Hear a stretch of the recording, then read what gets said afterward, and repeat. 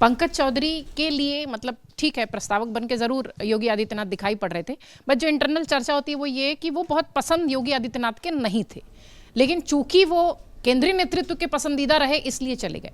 27 का चुनाव पंकज चौधरी, योगी आदित्यनाथ और पंकज चौधरी की जो केमिस्ट्री है, लाइन लेंथ है, वो सब मिलाकर आप कैसे देख रहे हैं?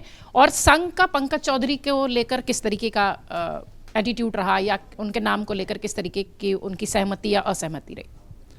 देखिए, मुझे लगता है कि अखिलेश यादव के पीडीए का डर भारतीय जनता पार्टी को रहा है। और 2024 का लोकसभा चुनाव दीजिए, 37 सीटें समाजवादी पार्टी जीती है, भारतीय जनता पार्टी 33 सीटों पर आ गई। और फैजाबाद जैसी सीट भारतीय जनता पार्टी वहाँ पर हार गई थी, वहाँ पर अवधेश प्रसाद वहाँ से चुने थे। तो भारतीय जनता पार्टी को ये डर था। और अगर आप देखेंगे 2017 का चुनाव देखेंगे तो 300 ज़्यादा सीटें भारतीय जनता पार्टी जीती थी। 2022 में 215 220 सीटों पर भारतीय जनता पार्टी 60 सीटों का नुकसान उस विधानसभा में चुनाव हुआ था।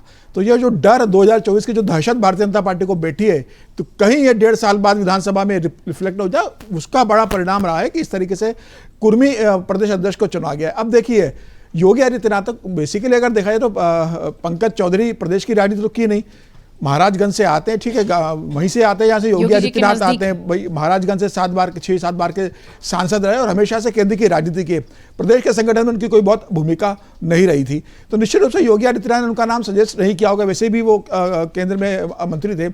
योगी आदित्यनाथ कुर्मी नाम पर अगर चाहते तो योगी आदित्यनाथ स्वतंत्र देव सिंह का जिक्र करते, वो भी कुर्मी लीडर है, प्रदेश अध्यक्ष रह चुके हैं, योगी जी के करीबी है। तो योगी जी से अगर पूछा गया होगा तो योगी जी ने अपने नाम बताए होंगे।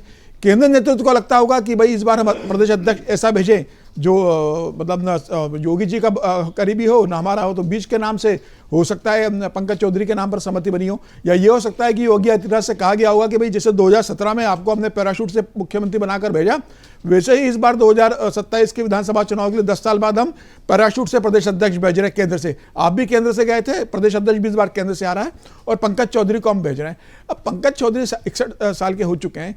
निश्चित रूप से अब संघ संगठन और सरकार तीनों को लेकर चलना होगा, योगी आदित्यनाथ के साथ बेहतर तालमेल बनाना होगा। और ये तय है कि चेहरा तो योगी आदित्यनाथ है, चुनाव तो आप योगी आदित्यनाथ के नाम पर लड़ने वाले हो, चेहरा वो है, संगठन देखना है। लेकिन क्या संगठन और सरकार अलग अलग चलेंगी?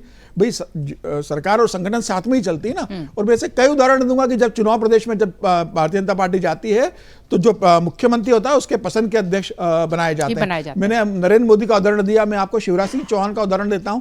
शिवराज सिंह चौहान बने तो नरेंद्र सिंह तोमर को उन्होंने कैबिनेट छुड़वा के प्रदेश अध्यक्ष बनाया।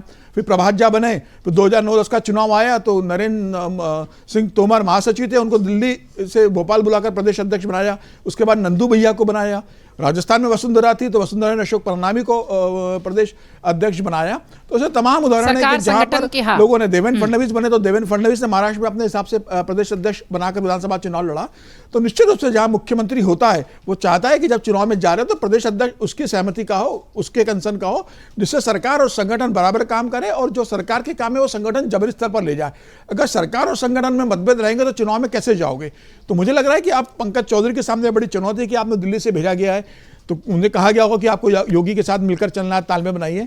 मुझे लग रहा है बेहतर तालमेल बनेगा। संघ जमीनी स्तर पर है तो संघ दोनों के बीच तालमेल करेगा, और दोनों का उद्देश्य सत्ता में वापसी करना है, संगठन का भी है और सरकार का भी है, तो तालमेल बना रहेगा। फिलहाल पंकज चौधरी के लिए बहुत आसान नहीं होगा क्योंकि वो लंबे समय बाद मतलब पहली बार प्रदेश की राजनीति में प्रदेश अध्यक्ष बनकर लौटे हैं।